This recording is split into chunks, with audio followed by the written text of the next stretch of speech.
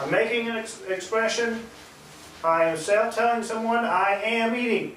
That's indicative mood.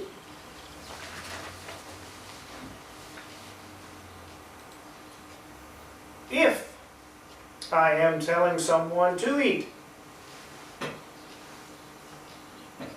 it's a command or at least a high suggestion, because you can actually use imperatives in entreaty to God. So you're not commanding God, but this is a high degree of strong suggestion imperatives. And again, the degree of certainty is different there. Subjunctive is more of a question of possibility or contingency. You're expressing that I might eat, or I might not starve if I do eat. Any expression that has, a lot of the expressions that begin with the word if, and on, or I in Greek, are subjunctive clauses, because they indicate some kind of condition. And then there's that beautiful little optative, the expression of a wish. Oh, that I may eat. And the optative expression that is found most in the New Testament is the phrase from Paul, me genoita, which means, may it never be, or God forbid, sometimes it's translated. A strong statement of expression of negativeness.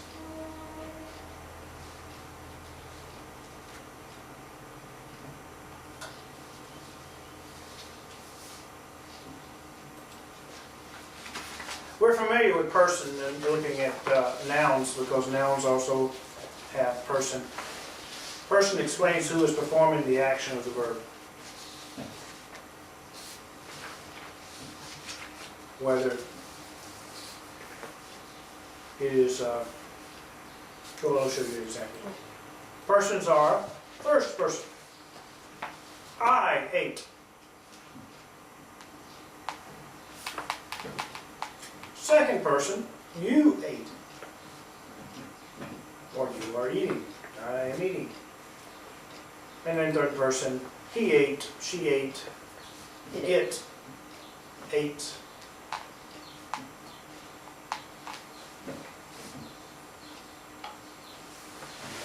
Normally you're going to find these in verbs, you're going to find the person and number suffix at the end is going to show, of course, person and number. It's going to be where you're looking for the indication in the verb who is performing the action or even receiving it in terms of passive voice. And then number, again, singular and plural. It explains whether the subject is one or many.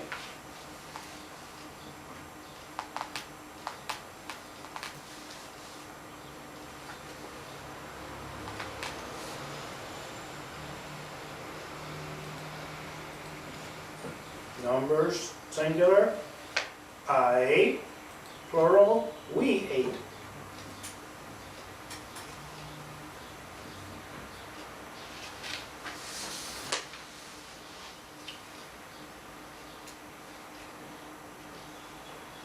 Now, when we went through nouns, we found lots of different paradigms. You'll be happy to know that there are not lots of different paradigms in verbs. But there are two major paradigms, that is sets of endings that are going to have all of these other aspects. The regular ones are what was called omega verbs. Omega verbs can be easily identified if you're looking at the dictionary. They're going to end in omega, or they may end in omai, omicron, mu, alpha, iota, and that's the deponent ones. They're going to have a passive ending. So you're going to have some words like paruamai and ginomai and such, that their dictionary form is going to end in omai. But technically they're still omega verbs. they still have the same endings as the omega verb endings, and you'll follow the same charts in discovering what their aspects are. So those are all the same paradigm.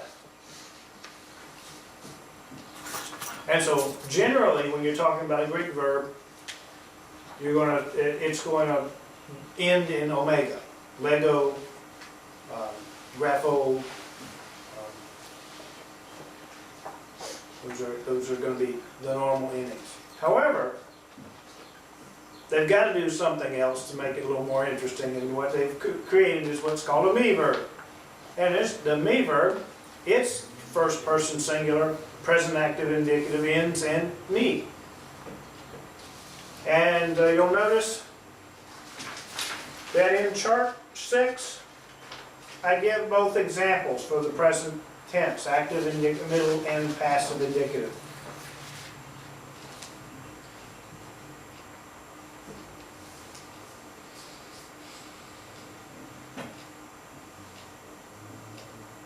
So those are the two major paradigms.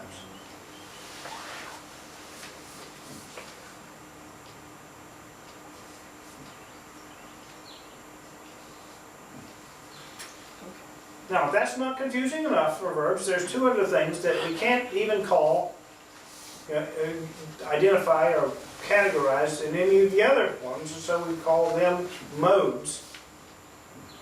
There are two major modes, that is, other verbal forms that are not any of the above in terms of a regular verb. They are forms of the verb that are used in other ways other than as verbs. One is the participle.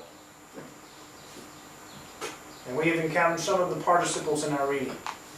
And we've found that they are useful because when we want a substantive idea, well, all we have is a verb, we can convert that verb into a participle and use it as a substantive.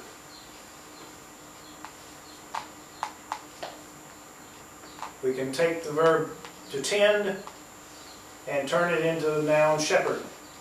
We can take the term to eat, the verb to eat, and turn it into something that is eaten.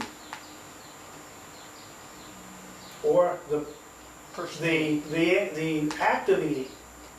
We can take the verb to create, turn it into a synonym for God, the Creator. That's what one of these modes will be able to do. The participle is used a lot of times for that purpose. Next week we'll be able to get into more detail about participles, and because they are really tricky because they can be translated in so many different ways. Okay. We'll be here next week. Infinitive.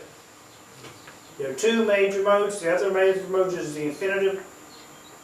The infinitive is like the participle in the sense that you take a verb.